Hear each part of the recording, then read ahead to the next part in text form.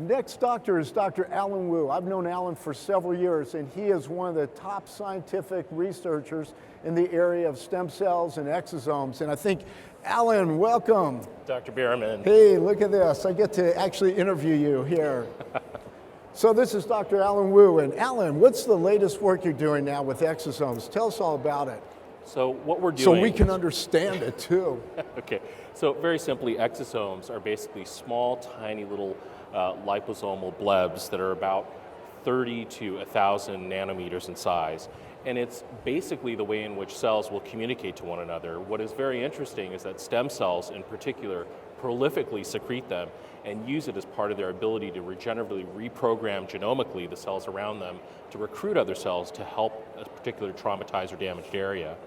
So one of the things that we've developed is a method of isolating exosomes with minimal manipulation, and actually take those exosomes and place them on the skin after, say for example, somebody has had something like microneedling, fractionated energy like fractional CO2 or erbium YAG, and actually give the patients a faster healing and a better outcome in terms of the quality of their skin afterwards.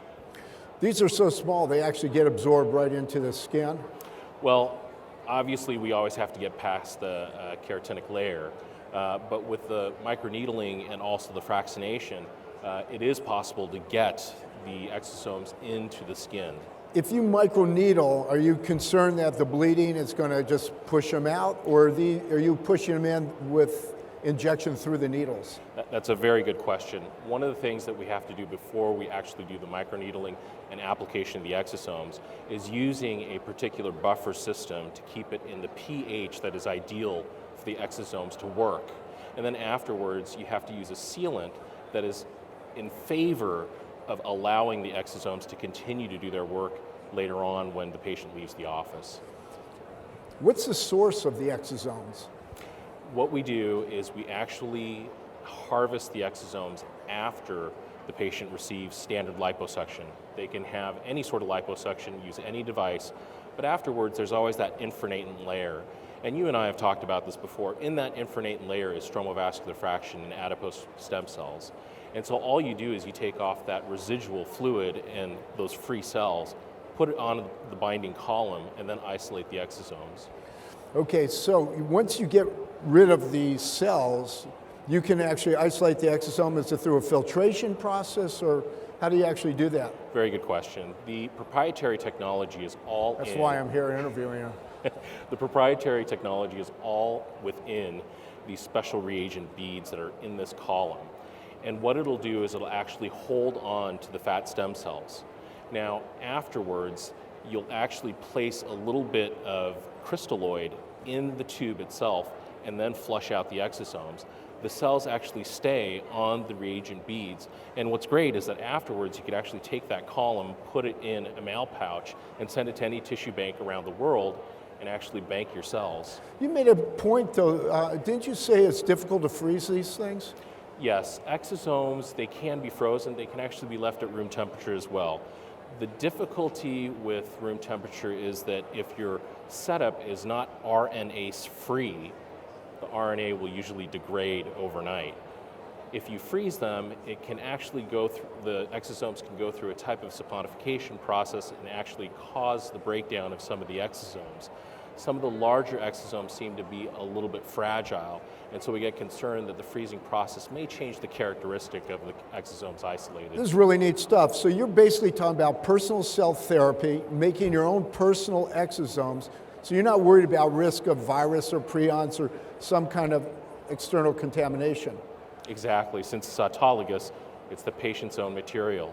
So if you needed to, you could actually freeze their fat or whatever, and then you can always take samples of that, make the exosomes later too. It is possible, but one of the things that we do notice is that fresh exosomes versus cultured exosomes, the fresh ones seem to function a lot better. What if you took cells that say you cultured stem cells, and then you thawed those out, and then made exosomes from that? How would they work? That is definitely a possibility. And there are other people working in the space now too. 10 years ago, there was nobody working in this area, but now we have things like Chimera Labs and Zen Bio who are actually producing supernatant-derived exosomes from adipose-derived stem cells. You guys understand this at home now? Did you hear what he said? You can get the fat and make your own exosomes. You got little beads, start using exosomes. How easy is that? I feel like Martha Stewart of exosomes. Listen, this is really good stuff. I'm starting to really get some good ideas from you. I always got great ideas from you. Where do you see this thing going in the next couple of years? That's a very good question. Right now, we're just focused on homologous use and just kind of healing of the skin. That's what the fat stem cells and what the fat stem cell exosomes are supposed to do in the first place. But now we're starting to look at the other possibilities of treating other types of issues and problems like osteoarthritis.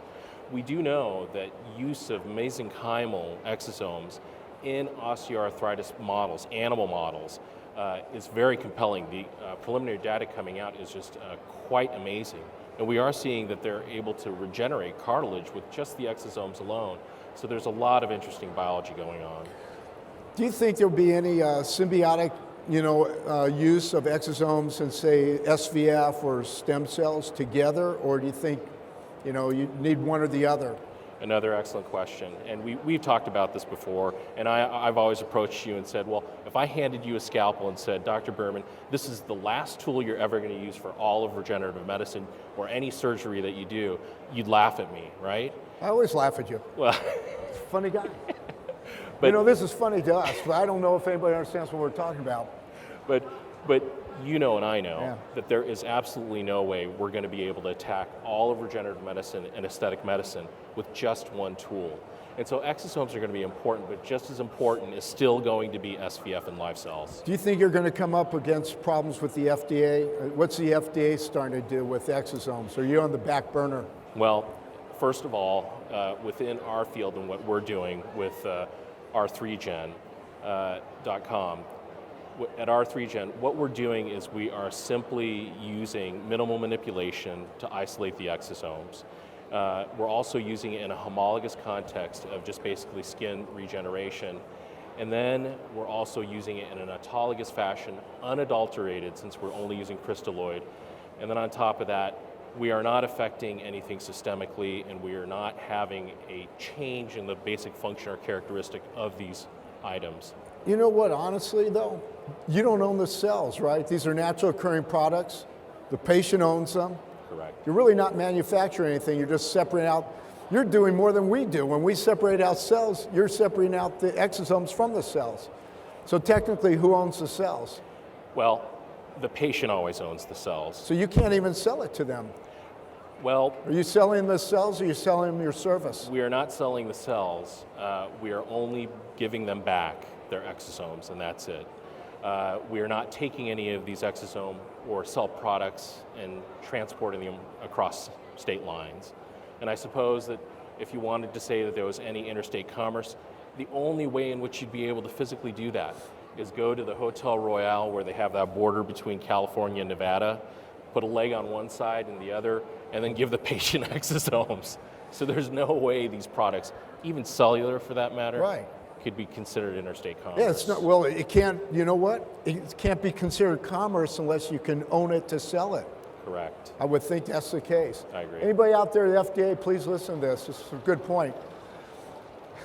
We need somebody to listen to this. Well, this is really, every time I talk to you, I'm just really excited about the new stuff you're doing. This is really exciting stuff. You're really moving us in a really important direction, I think.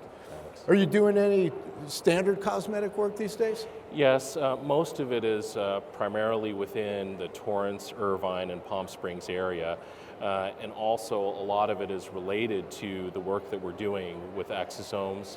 I am still working from head to toe, all the way from hair restoration, face thread lifts, body breast lift, abdominoplasty, all the way to veins. And also I'm doing robotic surgery work and trying to, like Farhan Tagizadeh, trying to bring these technologies together, robotic surgery and regenerative and aesthetic medicine. Well, good stuff. Allan Wu, Dr. Wu, it's so good to have you here. I really appreciate it. Thank you. Well, that's Dr. Allan Wu we've been talking to, and he's really one of these leaders in the scientific area of exosomes.